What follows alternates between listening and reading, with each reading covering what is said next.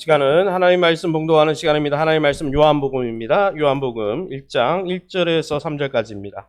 제가 갖고 있는 성경으로는 141면에 나와 있습니다. 갖고 있는 성경은 신약성경 141면 요한복음 1장 1절에서 3절까지 여러분이 한 절씩 교독하고 마지막 한 절은 합독하겠습니다. 태초에 말씀이 계시니라. 이 말씀이 하나님과 함께 계셨으니 이 말씀은 곧 하나님이시니라. 그가 태초에 하나님과 함께 계셨고 같이 있습니다. 만물이 그로 말미암아 지은 바 되었으니 지은 것이 하나도 그가 없이는 된 것이 없느니라. 아멘. 옆에 있는 성도님과 이렇게 축복할까요? 하나님께서 성도님을 굳게 붙들고 계십니다. 하나님께서 우리 교회를 통해 일하고 계십니다. 잘 될 겁니다. 할렐루야. 저는 이제 에베소서 말씀을 다 끝내고 어떤 교회가 건강한 교회고 주님이 원하는 교회인가, 교회론이 왜곡되어서 이단에 빠지는 분들이 많거든요. 교회에 대해서 오해하거나 교회 지도자에 대해서 왜곡된 시각을 갖고 있기 때문에 이단에 빠지는 것입니다. 제가 어떤 교회가 되어야 되는가, 또 우리가 어떤 교회인가를 설명했고요. 이번에는 제가 계시록을 금요철학 때 설교를 하고 있었는데, 요즘은 이단도 많지만 주의 재림을 앞두고 우리 교회 신앙을 갖고 있는 우리 성도들이 여러 가지 가치관과 세계관 속에서 또 신앙생활 할 때 혼란함에 빠지고 있기 때문에 사도 요한은, 마지막 사도라 부름받은 사도 요한은 어떻게 이미 구원받은 성도들을 믿음 가운데 세웠는가, 그것이 고민되어서 수개월 전부터 제가 아는 목사님들과 요한복음을 설교해야 되겠다는 마음으로 말씀을 연구하다가 드디어 오늘 말씀을 이렇게 강의하게 되었습니다. 오늘은 이 요한복음 1장 1절에서 3절 말씀 가지고 여러분 주보에 나오듯이 우리가 믿는 예수 그리스도 첫 번째 말씀을 증거하려고 합니다. 오래전에 이야기입니다. 우리 주영이가 지금 23살입니까 2살입니까 왔다 갔다 하는데, 우리 주영이가 한 3살 때죠. 3살 때. 오래전에 대구에 어린이회관이라는 곳이 있습니다. 어릴 때 많이 놀았던 곳입니다. 어린이회관과 대구 과학고등학교 사이에 뭐가 있냐면 대구 과학원이라는 곳이 있습니다. 주영이가 한 3살 때쯤이었어요. 제가 하양에서 하양교회를 섬길 때. 그때 우리 아내와 저와 우리 주영이와 함께 대구 과학원에 놀러 간 적이 있습니다. 참고로 이 공공시설은 다 월요일에 휴무일이더라고요. 사역자들이 얼마나 피해를 보는지 몰라요. 그걸 보여주고 싶어도 가면 다 휴무. 사역자도 아닌데 왜 월요일날 쉬는지 제가 잘 모르겠지만 좀 그렇더라고요. 그런데 제가 월요일임에도 불구하고 대구 과학관 시설에 찾아갔는데, 갔던 이유는 그 대구 과학관 연구원장이 저희 아버님이었습니다. 그 당시 4급 공무원이었는데, 원장님인 아버지가 너희가 월요일날 아이에게 좀, 주영이에게 내가 근무하는 과학관을 좀 구경시켰다. 그래서 장학사 3명을 스탠바이 해놨으니까 오면 설명을 해줄 거다. 그런 이야기를 하셨기 때문에 제가 그러면 거기라도 한번 가보자. 그래서 차를 타고 갔습니다. 당시 제 차는 마티스였습니다. 신대원 때부터 타고 다녔는데 처남이 준 차인데 마티스가 사고가 나서 완전히 찌그러져 있었거든요. 고칠 비용도 없고 해서 그 찌그러진 빨간 마티스의 아내와 어린 주영이를 태우고 갔습니다. 근데 중요한 것은 그 대구 과학원에 문 앞에 갔는데 수의를 보는 분이 너무 멋진 경찰 서장 같은 옷을 입고 계시더라고요. 갑자기 차를 세웠습니다. 아주 언짢은 기분으로 찌그러진 차를 한번 보더니 휴무라는 이 한글 글씨를 못 읽느냐, 이렇게 언성을 높였습니다. 마치 고물 마티스를 몰고 온 저희 가정을 대놓고 무시하는 것 같은 생각이 들었어요. 월요일은 휴무일인데 확인도 안 하고 뭐 하냐고 다짜고짜 언성부터 높이는 거였어요. 저는 기분이 좀 나빴지만은 과학원 원장으로 계신 아버지를 생각하면서 빙그레 웃었습니다. 그리고 속으로 생각했죠. 좀 있으면 사과해야 될걸. 왜냐하면 인사권이 아버지께 있으니까. 저는 언성을 높이는 수의분에게 내려서 차근차근 설명을 했습니다. 저희 아버지 부름을 받고 왔다. 아버지가 누구냐고 하더라고요. 여기 원장이다. 이름을 대라고 하더라고요. 석자 이름을 대죠. 깜짝 놀라면서 아까 언성을 높였던 그분의 모습은 온데간데 없고 순한 양이 되어서 끌어진 마티스를 아주 친절하게 나무 그늘까지 안내해 주는 모습에 참 웃음이. 아버지가 한 가학원의 원장 위치에 있다는 사실을 제가 잘 알고 확신하고 있었던 저는 그 수의분이 불쾌한 일을 벌였지만 그런 불쾌한 상황에서라도 아버지 또 아버지의 아들인 저의 자리를 확신하고 있었기 때문에 그런 고난이나 역경에 잘 대처할 수가 있었다는 것입니다. 그런데 이와 같은 일들이 영적으로도 우리 일상 가운데 많이 나타난다는 것이죠. 우리가 믿고 붙드는 주님이 얼마나 대단한 분인지를 알면 또 그분의 자녀가 되었다는 사실이 얼마나 대단한 건지를 정말 확신하면 이 세상 가운데 당하는 고난 속에서도 평강과 기쁨을 누릴 수 있다는 거예요. 충분히.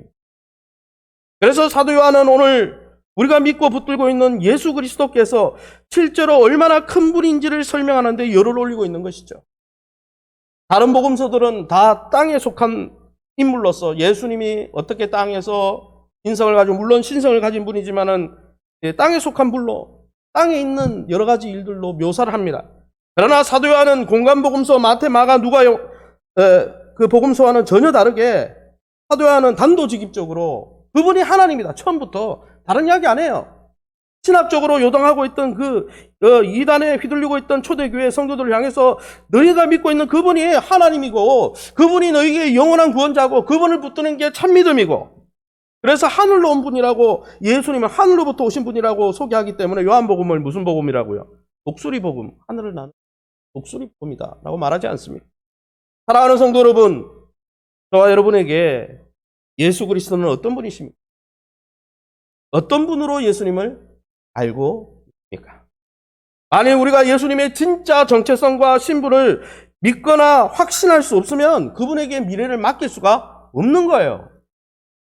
아무쪼록 이 요한복음의 강해를 통해서 저와 여러분이 믿고 붙든 예수 그리스도가 어떤 분인지, 얼마나 큰 분인지, 또 그분의 자녀가 되고 그분의 백성이 되었다는 것이 얼마나 큰 의미인지를 깨닫고 불의한 세상 속에서도 날마다 그 믿음으로 성령 충만, 평강 충만, 기쁨 충만한 저와 여러분 다 될 수 있기를 예수님의 이름으로 축원합니다. 그러면 여러분, 오늘 본문을 통해서 소개받는 우리가 믿고 붙드는 예수 그리스도 어떤 분이십니까? 한 가지만 말씀드리려고 합니다. 우리가 믿고 붙든 예수 그리스도는 영원 전부터 계시면서 온 우주 만물, 우리를 포함해서 이 교회를 포함해서 온 우주 만물을 창조하신 바로 그 로고스 말씀이신 분이라는 것이죠. 오늘 성경 말씀 요한복음 1장 1절 2절을 같이 한 목소리로 읽습니다. 태초에 말씀이 계시니라. 이 말씀이 하나님과 함께 계셨으니 이 말씀은 곧 하나님이시니라. 그가 태초에 하나님과 함께 계셨고, 사도 요한은 이 두 구절의 짧은 요한복음의 서언을 통해서 강조하는 게 있습니다. 뭡니까? 태초에 계셨다는 거죠. 2절에도 태초에 그분은 계셨던 분이라는 거죠. 태초라는 말은 헬라 원어 사전을 찾아보면 영원 전부터라는 뜻입니다. 즉 만물이 창조되기 전부터 영원부터 영원까지 알파와 오메가로 영원부터 계셨던 분이라는 거예요. 여기에 또 계셨고라는 단어를 썼죠. 2절에 계셨고 1절에 계시니라. 이거는 에미 동사를 헬라에서 썼는데 이 에미는 무슨 의미냐? 비동사와 같습니다. 창조되지 않은 존재가 창조된 존재, 메이킹된 존재가 아니고 원래부터 있던 존재가 스스로 있다 존재하다라는 뜻을 들 때 이 에미 동사를 주로 씁니다. 언제 그랬습니까? 모세에게 하나님이 나타나서 나는 스스로 있는 당신의 이름이 뭡니까? 물론 아브라함과 이삭과 야곱과 언약을 맺은 하나님이죠. 당신의 이름이 뭡니까? I am who I am. 나는 스스로 존재하는 자다. 여호와다. 말씀하셨죠. 그런데 그 호칭을 사도 요한이 예수님께 쓰고 있다는 거예요. 예수님은 영원 전부터 영원 전까지 계시는 하나님이시라는 것이죠. 여러분, 예수님은 창세 전부터 스스로 존재하신 분입니다. 이 말이 무슨 의미입니까? 피조된 분이 아니라는 거예요. 지음받은 우리와 같은 동급의 사람이 아니라는 거예요. 그분은 스스로 존재하시는 하나님이시라는 거죠. 할렐루야. 이 사실을 사도 바울은 이렇게 묘사했습니다. 사도 요한도 그렇게 묘사했지만 사도 바울도 이렇게 묘사했죠. 골로새서 1장 15절 말씀입니다. 그는 보이지 아니하는 하나님의 형상이시요. 또 뭐라고 소개했습니까? 모든 피조물보다 먼저 나신 이시니. 목사님 먼저 났으니까 먼저 창조됐나 보죠. 죄송한데 먼저 나신 헬라어 원문의 뜻은 창조되기 전에 스스로 계셨다라는 뜻입니다. 창조된 존재가 아니라는 거예요. 사도 바울도 사도 요한도 모든 사도들도 예수님을 직접 만나고 몸을 만지고 그분과 교제하면서 예수님을 만물보다 먼저 계셨다고 소개하는 거죠. 창조된 존재가 아니라 창조하신 존재라는 것이죠. 만물이 창조되기 전부터 영원 전부터 계셨던 분이라는 것이죠. 이것을 구약성경 잠언은 뭐라고 묘사하고 있습니까? 잠언 8장 22절에서 25절에 여호와께서 그 조화의 시작 곧 태초에 일하시기 전에 현지 창조 때를 이야기하는 거죠. 현지 만물을 창조하기 전에 나를 가지셨으며 23절에 만세 전부터 태초부터 땅이 생기기 전부터 내가 체험을 받았나니 24절에 아직 바다가 생기지 아니하였고 큰 샘들이 있기 전에 내가 이미 났으며 25절에 산이 세워지기 전에 언덕이 생기기 전에 내가 이미 났으니 이 본문에 이미 났다. 이미 창조됐다는 뜻 아닙니까? 22절에 가지셨으며 창조했다는 뜻 아닙니까? 죄송한데 이미 났다 가졌다는 표현 제가 히브리어를 쓰지는 않겠습니다. 이 표현은 관용적으로 구약성경에 쓰이는 표현인데 스스로 존재하다라는 관용적 표현입니다. 창조된 존재가 아니라 우리가 믿고 붙든 예수님은 때로는 우리의 친구처럼 우리의 멘토처럼 우리의 구원자처럼 역사하시지만 그분은 우리보다 조금 더 탁월한 분이 아니라 창세전부터 창조된 존재가 아니라 스스로 계셨다는 거예요. 단지 우리의 구원을 위해서 잠시 육체를 입으셨을 뿐이지 원래 하나님이시라고. 할렐루야. 그런데 사도 요한은 이 예수님을 소개하면서 예수님이 선재하신 분이다. 창조된 분이 아니라 이미 이미 원래 전부터 계셨던 분이다. 하나님이다. 이렇게 소개한 다음에 또 한 가지를 더 소개합니다. 뭐라고 소개합니까? 그 예수님이 바로 말씀이시다라고 소개하고 있다는 것이죠. 성경 본문에 이 사도 요한이 말씀이다라고 소개합니다. 즉 예수님을 영원 전부터 계셨던 로고스 말씀으로 소개하죠. 이 말씀을 로고스라고 합니다. 그러면 사도 요한이 왜 예수님을 메시아다, 그리스도다, 구원자다, 한성이다 이런 구약적 표현을 쓰지 않고 왜 로고스라는 표현을 썼을까요? 예수님을 로고스다. 예수님은 로고스. 좀 이상하잖아요.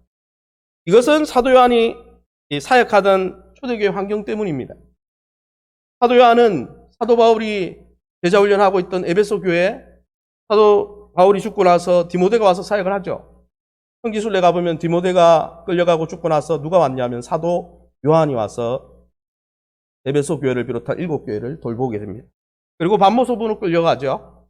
계시록을 적고 또 계시록을 적고 있는 동안 떨어져 있는 동안 어때요? 7교회가 공석이잖아요. 지도자가. 그러니까 이단들이 들어와서 휘집어 나오는 거예요. 뭐라고 휘집어 놓은 거예요? 영지주의자들이 들어와서 나처럼 꿈에 이런 거 체험해야 된다. 그래야 구원받는다. 또 유대주의자들이 나처럼 모세율법을 행해야 된다. 그래야 구원받지. 예수 붙드는 걸로는 부족해. 예수님을 격화시켰죠. 그러니까 이런 초대교회, 에베소 교회를 포함한 소아시아 7교회를 다시 이미 믿고 있지만 불신자에게 복음 전하려고 쓴 게 아니에요. 이미 믿는 성도들이 흔들리지 않도록 하기 위해서 이 마태, 마가, 누가 초대 복음서를 한참 뒤에 이미 다 알고 있는 사도 요한이, 이미 경험한 사도 요한이 이방인과 유대인들로 구성된, 특별히 유대인만 있으면 구약 표현 쓰면 되는데 이방인도 있거든요. 이방인들은 구약 성경 몰라요. 그러니까 뭘 쓰는 거예요? 그 시대에 가장 잘 사용되고 있던 로고스란 단어로 예수님을 설명하기 시작하는 것이죠. 그러면 이 로고스란 단어, 로마 헬라 시대 2000년 전에 어떻게 사용된 단어입니까? 먼저 유대인이나 이방인, 로마인들이나 로고스란 단어를 들으면 만물을 창조하는 원리나 만물을 창조하는 존재, 이렇게 생각하고 있었습니다. 그건 공통이었어요.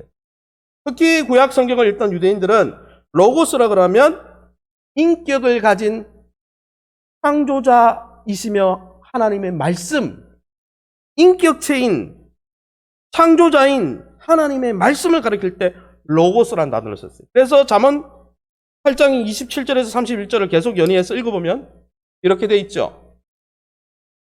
그가 하늘을 지으시며 궁창을 해면에 두르실 때에 내가 거기 있었고, 28절 그가 위로 구름 하늘을 견고하게 하시며 바다의 샘들을 힘있게 하시며, 창세기 1장을 설명하는 거죠. 29절에 바다의 한계를 정하여 물이 명령을 거스르지 못하게 하시며 또 땅의 기초를 정하실 때에 내가 그 곁에 있어서 창조자가 되어 날마다 그의 기뻐하신 바가 되었으며, 그는 여호와 성부 하나님을 이야기하는 거예요. 항상 그 앞에서, 성부 하나님 앞에서 즐거워하였으며, 31절에 사람이 거처할 땅에서 에덴 동산쯤을 생각하면 되겠죠. 에덴 동산 보면서 즐거워하며 인자들을, 사람들을, 아담과 하와를 기뻐했다. 이 본문에 나라고 의인화된 존재가 누구입니까? 그는 여호와 하나님이에요. 나는 누구예요? 그와 똑같은 존재예요? 아니에요. 나로 의인화된 존재는 잠언 8장을 해석하려면 잠언 8장을 전체를 읽어봐야 되는데, 잠언 8장 전체가 이야기하는 것은 하나님의 지혜를 가리킵니다. 하나님의 지혜를 구약에서는 하나님의 말씀으로 대체해서 읽었습니다. 다른 말로 하면 잠언 8장에 나오는 것은 하나님의 지혜인 하나님의 말씀을 가리키는 거예요. 로고스를 가리키는 거예요. 잠언 8장 후반부에 읽어보면 뭐라고 되어 있습니까? 그 하나님의 말씀인 로고스가 어떤 사역을 했다고요? 30절에 내가 하나님의 지혜이자, 사실 하나님의 지혜라고 고린도 전후서에 예수 그리스도는 하나님의 지혜라고 설명했죠, 바울이. 내가 그 곁에서 뭐 했다는 거예요? 창조자가 되었다는 거예요. 창조했다는 거예요. 창세기의 그 모든 일들이 예수님을 통해 일어났다는 것입니다. 그것을 우리가 믿는 거예요. 할렐루야. 그것이 진짜 기독교 신앙인 것이죠.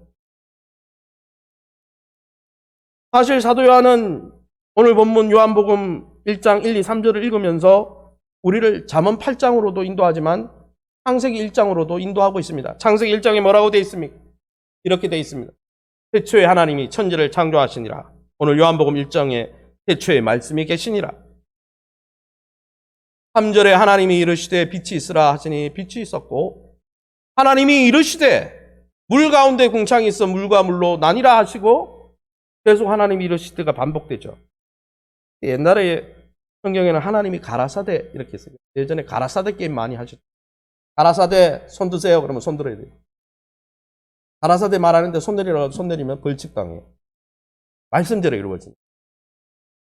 하나님이 가라사대, 이 말은 무슨 뜻이냐면, 하나님이 이르시되, 이 표현을 왜 자꾸 나오냐면, 지면도 작은데 양피지 가죽에 파피루스에 모세가 왜 가라사대 왜 기록했을까요?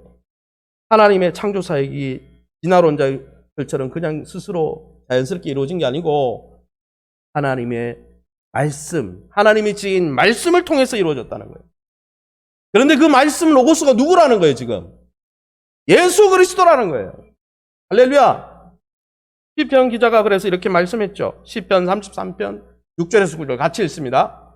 여호와의 말씀으로 하늘이 지음을 되었으며 그 만상을 그 입의 기운으로 이루었도다. 그가 말씀하심에 이루어졌으며 명령하심에 견고히 있었도다.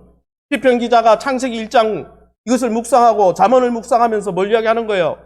하나님이 하늘을 지으시고 땅의 만상을 지으실 때 그냥 지으신 게 아니라 하나님이 이르시되 하나님의 그 말씀으로, 그 인격체인 말씀으로 지으시고 그 입의 기운인 말씀으로 지으시고 그 말씀을 하시니까 이루어졌다는 거예요. 말씀을 통해서 창조하셨다는 거예요. 예수님을 통해서 창조하셨다는 것입니다. 할렐루야. 그러게 여러분, 우리가 분명히 기억해야 할 것 하나가 있다면 바로 영원 전부터 선지에 계셨던 예수 그리스도는 창조주이시라는 거예요.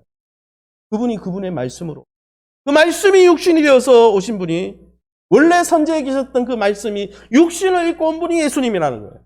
그 예수님은 이렇게 선지자나 이단들이 말하는 이단 교주보다 조금 난 존재가 아니라 하나님이세요. 할렐루야.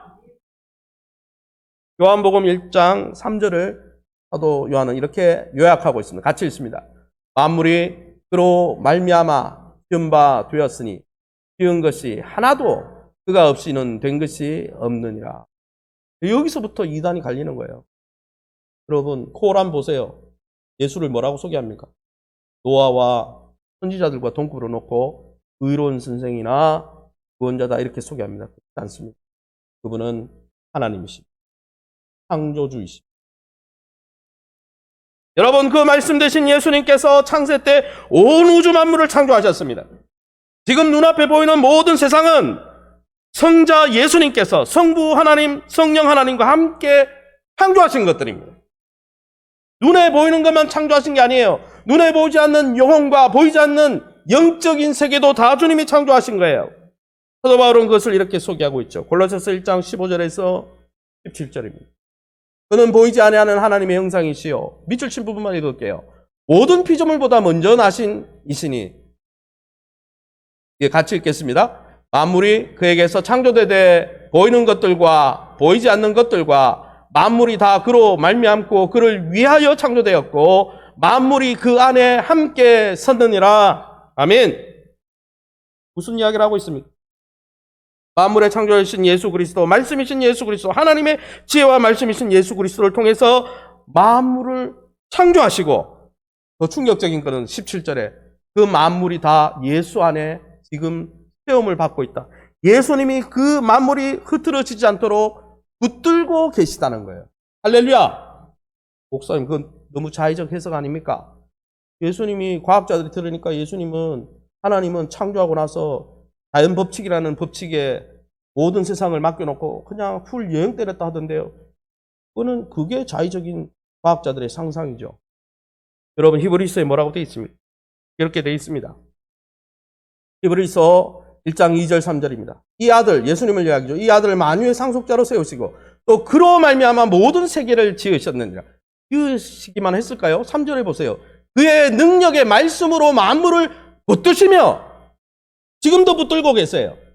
지금도 유지하고 계세요.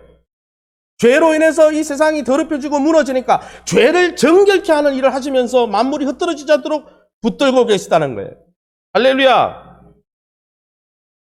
여러분, 예수님은 저희를 포함해서, 우리 교회를 포함해서 만물을 창조하셨을 뿐 아니라 지금도 그 능력의 말씀으로 우리를, 또 우리 만물과 우리 교회를 붙들고 계신 분입니다. 할렐루야!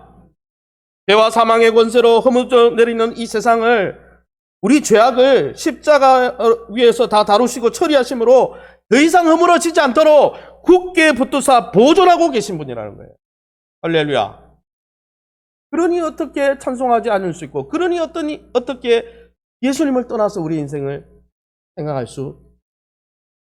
사랑하는 성도 여러분, 비록 우리의 눈앞에 보이는 인생이 보잘것없어 보일지라도 그 인생조차도 하나님의 설계 계획대로 키움받고 체험받고 유지되고 있다는 사실을 기억하시고, 이제 우리의 삶에 적용을 해보겠습니다. 그러게 사랑하는 성도 여러분, 영원전부터 스스로 계셨던 창조주 하나님 예수님을 격화시키지 마시기 바랍니다. 이단들은 격화시키죠. 격화시켜놓고 자기가 예수님 자리에 들어가. 여러분, 이 세상은 예수 그리스도를 의롭고 좋은 영적인 스승 정도로 치부해버립니다. 코란이 그렇게 하고 있죠. 우리와 같은 피조물인데 우리보다 조금 나은 선생이다. 천만에요. 하나님 보고 피조물이라 말하면 그건 조롱하는 것이죠. 여러분, 이 세상과는 좀 다르지만 교회 안에 있는 성도들조차도 예수님에 대해서 잘 알지 못해서 예수님을 인생의 좋은 친구나 멘토 정도로만 여겨요. 친구나 멘토는 이야기해도 무시할 수 있어요. 왜요? 같은 급이잖아요.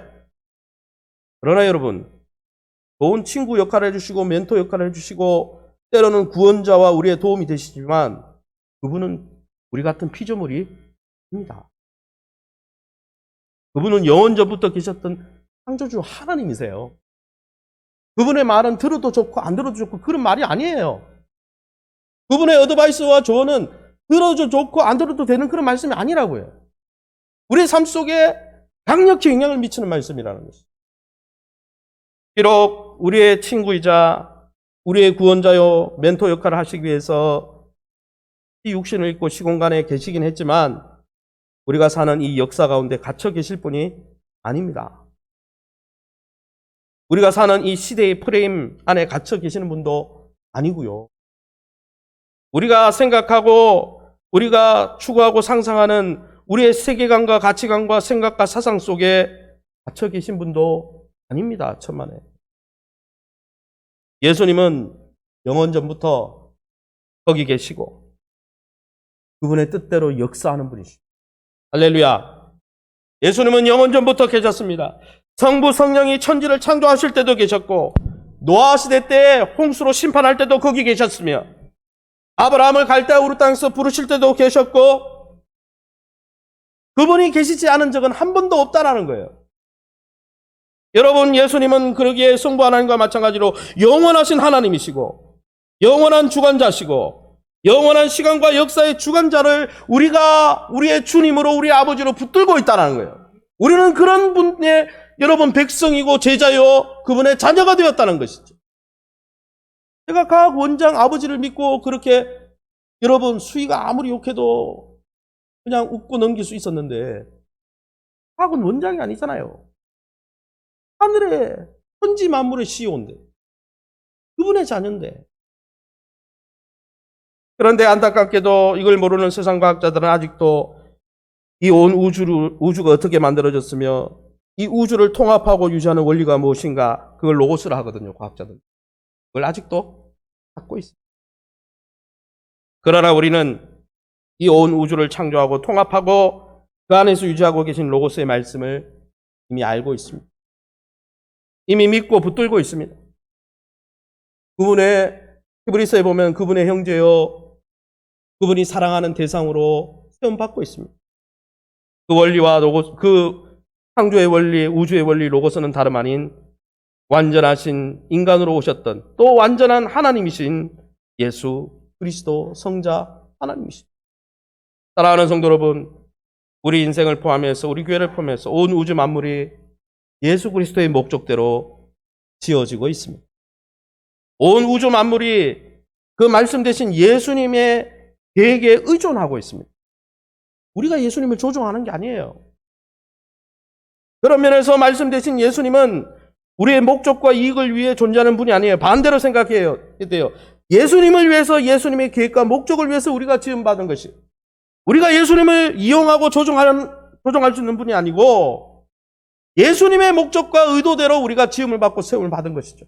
그래서 그 예수님의 말씀에 귀를 기울이고 순종하는 것이 우리의 인생의 참 형통이요 진정한 성공이라는 것이죠. 우리의 인생에 고난이 있는 이유는 우리가 그분의 음성에 귀를 기울이지 않고 순종하지. 사랑하는 성도 여러분, 예수 그리스도께서 영원 전부터 계셨던 만물의 창조자이심을 확신하십니까?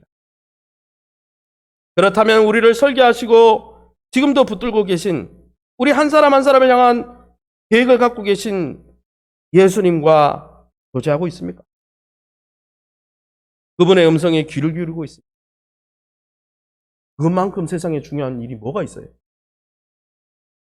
그것이 예배고, 그것이 기도고, 그것이 말씀이고, 그 놀라운 사실을 증거하는 것이 전도고,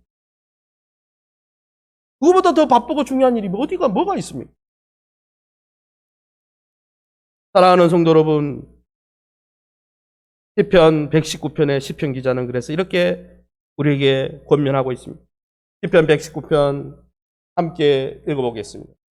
여호와여, 주의 말씀은 영원히 하늘에 굳게 서 싸우며 천지가 주의 규례대도 오늘까지 있음은 만물이 주의 종이 된 까닭이니이다. 나는 주의 것이오니 나를 구원하소서. 나는 주의 법도만을 찾았나이다. 이 본문에 보세요. 모든 만물이 예수님께 의지해서 유지되고 있다고 이야기하죠. 89절에 주의 말씀으로 인해서 하늘이 굳게 서고 91절에 천지가 오늘까지 유지되고 있는 이유는 뭐 때문이라고요? 만물이 주의 종이기 때문이에요. 종이 하는 역할이 뭡니까? 주인이 이야기하는 대로 수행하는 거죠. 다른 말로 하면 천지는 다 예수님의 그 명령과 규례와 말씀 앞에 지금 순종하면서 하나님의 그 유지하시고 지키시는 역사를 경험하고 있습니다. 나도 주님의 종이오니 왜 예수님의 말씀 주의 법도를 찾으려고 할까요? 나도 주님의 통치에 순종하겠사오니 만물처럼 나를 유지시켜 주시고 굳게 세워 주시옵소서. 그것을 나를 구원하소서. 사랑하는 성도 여러분, 만물이 다 예수 그리스도의 주권 아래에 있습니다.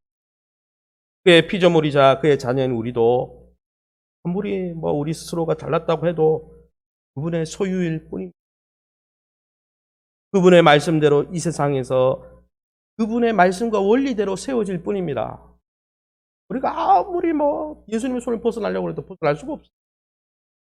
그러므로 사랑하는 성도 여러분, 우리를 세우시고 붙들고 계신, 또 우리를 사랑하셔서 목숨까지 내어주신 예수 그리스도 앞에 겸손하시기 바랍니다. 그분의 말씀에 귀를 기울이고 순복하시기 바랍니다. 그리할 때 주님이 시편 기자의 말씀처럼 우리를 건져주실 것입니다. 우리를 완전하게 세워주실 것입니다. 인생의 위기가 올 때마다 우리를 도와주실 것입니다. 더불어 저와 여러분이 온 우주의 CEO 되신 예수 그리스도의 손에 의해 설계되고 지금 존재하고 있다는 걸 확신한다면 눈앞에 보이는 인생의 작은 고난 때문에 슬퍼하지 마십시오. 오히려 항상 기뻐하시기 바랍니다. 이 또한 지나갈 것입니다. 다윗의 반지에 솔로몬이 대장장이가 무엇을 새겨 넣을까요? 솔로몬이 이야기했죠. 또한 지나가리라. 우리가 성공해서 떵떵거리는 그 시대도 지나가고 우리 속에 있는 눈물의 시간도 지나가고 하나님의 뜻. 그걸 기억하면 왕이여 말할 것입니다. 그래서 그걸 기록해 놓았잖아요. 사랑하는 성도 여러분, 주님의 계획 속에 있다면 지금 잠시 힘든 것도 여러분 지나가는 일일 뿐입니다. 주님께서 우리를 세워주실 것입니다. 주님의 완전한 계획을 신뢰하시기 바랍니다. 어려움 중에 기뻐하시기 바랍니다. 어려움 중에 위축되지 말고 감사하시기 바랍니다. 사도 바울과 실라가 옥에 갇혀서 여러분 감옥에 있을 때 어떻게 했습니까? 바울과 실라가 빌립보 감옥에 갇혔을 때 환경이 다 갇혔지만은 다 막혔지만은 그것만 보지 않고 우주를 운행하시는 그 CEO 되신 예수님의 사도로 부름받은 내가 이것이 내 인생의 끝이 아니다. 오히려 옥에 갇혀서 감사하고 찬송할 때 지진이 나서 옥문이 열리고 그곳에 빌립보 교회가 세워지고 할렐루야! 여러분도 하나님이 그렇게 사용하실 것입니다. 그 주님을 붙드시기 바랍니다. 더불어서 여러분 창세기에 우리를 지으시고 예수님이 보시기에 이 좋았다라고 하셨듯이 지금 내 인생 부족하고 연약해도 주님이 심히 좋았다 했으니 심히 좋은 인생이구나 인정하고 감사하시기 바랍니다. 불평을 버리고 감사하시기 바랍니다. 사단은요 다 줬는데도 하나님이 이 동산의 과실들을 다 주시더냐 불평하게 만들어서 그의 나락으로 떨어지게 만들어요. 나는 지금도 그렇게 역사하는 거예요. 비록 죄로 인해서 우리의 인생이 깨어지고 허물어져 내리고 있어도 주님은 그의 보혈과 부활의 능력으로 새롭게 창조해 주십니다. 모든 것을 합력하여 선을 이루게 하시고 힘이 좋았던 모습으로 되돌려 주실 것입니다. 아무쪼록 영원부터 스스로 계시며 온 우주 만물을 창조하신 예수 그리스도를 믿고 붙들면서 이 짧은 인생길 가운데 하나님의 자녀로서 고난 중에도 기뻐하고 주님 주시는 평강을 풍성히 누리는 저와 여러분의 삶이 다를 예수님의 이름으로 축원합니다. 제가 한번 기도하겠습니다. 하나님 아버지 네 감사합니다. 때로는 버려진 것 같고 내동댕이 치셔진 것 같은 우리의 인생의 모습을 만날 때마다 하나님은 어디 계십니까? 때때로는 원망도 하고 불평도 했던 우리의 믿음 없음을 용서하여 주시옵소서. 자신의 목숨을 들여서라도 하나님의 백성과 자녀로 삼아주시고 영원전부터 우리를 창조하시고 에덴 동산에서 뛰놀던 아담과 하와의 모습을 보시며 그 인자들의 땅을 기뻐하시고 그 인자들을 희생하기로 작정하셨던 주님의 놀라운 사랑과 주님의 놀라운 주권과 섭리 앞에 늘 겸손하게 도와주시고 늘 귀를 기울이게 도와주시며 주님의 손에 붙들려 있다면 이 또한 지나가고 하나님이 합력해 선을 이루시며 또한 주님의 일에 그 존귀한 일에 우리를 사용해 주시는 놀라운 은혜도 있음을 깨닫게 도와주시옵소서. 우리의 시야를 흐리는 세상의 세속적인 세계관과 각종 이단들을 통해서 범람하는 가짜 복음들과 가짜 진리들 앞에서 이미 구원받는 믿음을 가지고도 의심하고 불안하고 요동치 않게 도와주시고 우리가 붙든 그 주님이 진짜 하나님이심을 확신하게 도와주시옵소서. 지혜와 계시의 성령을 부어주셔서 매일매일 예수님을 통해서 성삼위 하나님을 더 깊이 알아가게 도와주시고 그 예수님의 말씀을 굳게 믿음으로 붙들고 귀를 기울여 순종하면서 고난 속에서도 평강을 누리고 주님 주시는 복의 통로가 되게 도와주옵소서. 연약함 중에 있는 성도님들 그 마음에 습이 있든지 그 영혼이 병들었든지 육체가 병들었든지 환난 중에 낙심했든지 던져 주시옵고 우리의 영안을 열어서 우리가 어떤 존재인지 우리가 붙든 우리를 위해서 목숨까지 내어주신 분이 누구인지를 깨닫게 하여 주시옵소서. 좌로나 후로나 흔들림 없는 믿음의 좁은 길을 가게 도와주고 마지막 때 주 앞에 섰을 때 영광의 면류관 덮어쓰고 더불어 주 앞에 섰을 때뿐 아니라 이 땅에 거하는 동안에도 주님이 주시는 세상이 넘볼 수 없는 평강을 누리게 도와주시옵소서. 모든 영광 하나님께 돌려드리며 예수 이름으로 기도합니다.